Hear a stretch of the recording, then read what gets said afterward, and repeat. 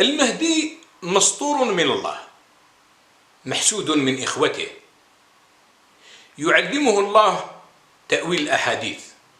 فالمهدي شبيه يوسف في الستر والحسد وتأويل الأحاديث. قال رسول الله صلى الله عليه وسلم: المهدي من ولدي تكون له غيبة وحيرة تظل فيها الأمم، يأتي بذخيرة الأنبياء، إلى آخر الحديث.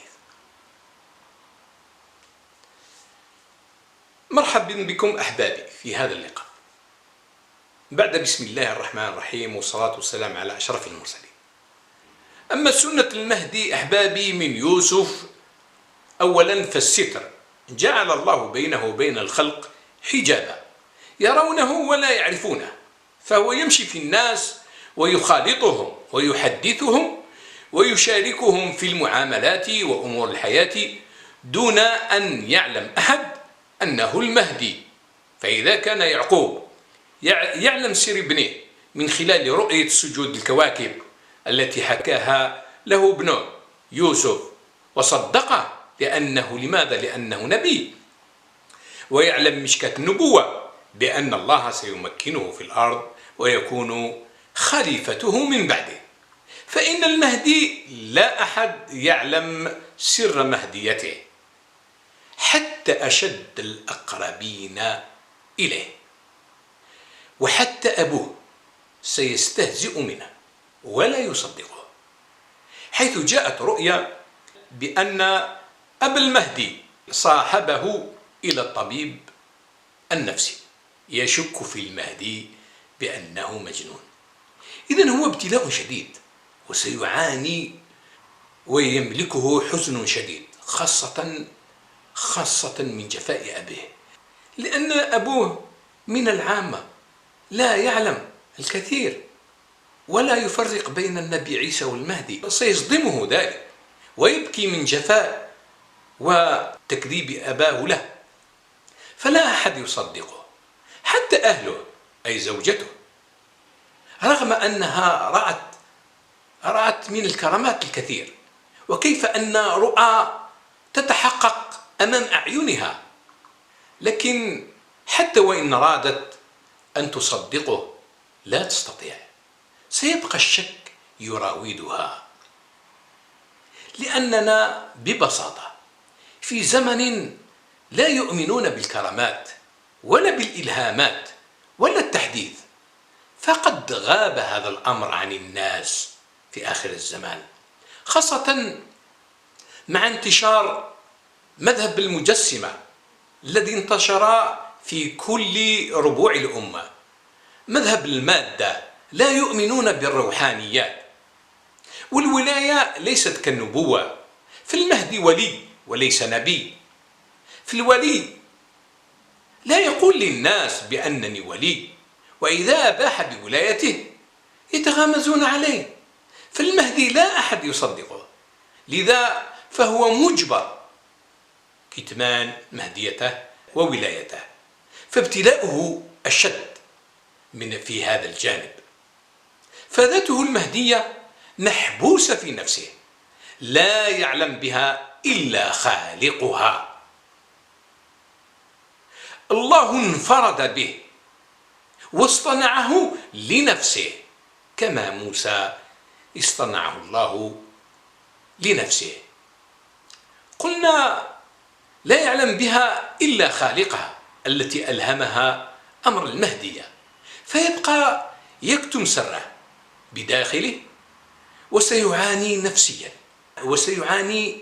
نفسيا الكثير، حتى يأذن له الله ويرفع الله عليه الغبن، وذلك حين يتعرفون عليه أنصاره ويجتمعون عليه، والمهديين من علماء البيعة الذين سيخرجونه ويبايعونه بين الركن والمقام. فالنصيحة لمدعي المهدية الذين يعلنون زورا وبهتانا هذا الادعاء بأنهم المهدي، أقول لهم: هل وعيتم هذا الكلام؟ حتى المهدي شخصيا لا أحد يصدقه، وهو المهدي. كيف يصدقكم الناس وأنتم الكاذبون؟ سنته في يوسف كذلك في الحسد، فهو محسود من إخوته بما أنعم الله عليه وفضله عليهم جميعا بالرزق وامتلاك دار كبيرة، فيحرضون والديه عليه ليعرقلوا مشاريعه طامعين في رزقه، إلى درجة أن يضعوا له السحر ويتم تعطيله بتسليط القرين عليه، فيبتلى ابتلاء شديدا. فقد جاءت رؤى كثيرة عن سحر المهدي وحسده وجفائه من إخوته، فهذا يحزنه أشد الحزن، فتبقى علاقته بإخوته متوترة، فيعتزلهم ويبتعد عنهم كي لا يسمع ولا يتأذى منهم، فيحزنه ذلك. وهو شبيه يوسف كذلك في العلم والحكمة، فلما يبلغ أشده يعلمه الله عن طريق الإلهام والتحديث تأويل الأحاديث، فرؤية واحدة فقط يفتح الله بها بصيرته، فيفهم من خلالها أسرار الكون كثيرة تتعلق بالفتن وأعوان الدجال، وتلك الرؤيا تكون سببا في اعتلائه العرش والخلافة كما يوسف، فتأويله لرؤيا فرعون كانت سببا في خروجه من السجن واعتلائه عرش العزيز في مصر. كذلك المهدي الرؤيا تكون سببا في إخراجه من عزلته والإفراج عنه. أما الرؤى أحبابي فقد جاءت رؤيا مبشرة للمهدي شخصيا بثها صاحب قناة الوعد الحق. الرؤيا منقولة، يقول الرائي: السلام عليكم، رأيت فيما يرى النائم المهدي رضي الله عنه في المنام، وديدان بيضاء ناصعة البياض تخرج من فمه، فما تفسيركم؟ وشكرا. الرؤيا مختصرة وعميقة في محتواها، صادقة ومعبرة يترجاها المهدي شخصيا، وقد طال أمدها كثيرا، فهي بشرى للمهدي. هذا ليس معناه أن المهدي لم يلهمه الله بهذه البشرى، لكن هذه الرؤيا جاءت لتكون معلومة لعامة الناس ليعلموا بخبر وأحوال المالية للمهدي. لو تذكرون الرؤى التي جاءت على المهدي خاصة من المصرية التي فيها المهدي يعاني ومحتاج، في رؤيا الزجاجات الفاضية، أظن تم بثها في الفيديو رقم 146 لمن أراد أن يرجع إليها. فهذه الرؤيا جاءت استجابة، أي الرؤيا اليوم جاءت استجابة لتلك الرؤيا ودعاء تلك الولية.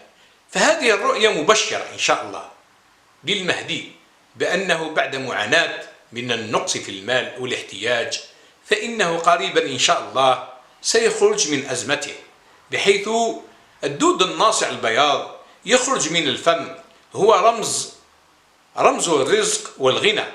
فأحوال المهدي إن شاء الله في القريب العاجل ستتغير وتتحسن بمنة من الله عليه.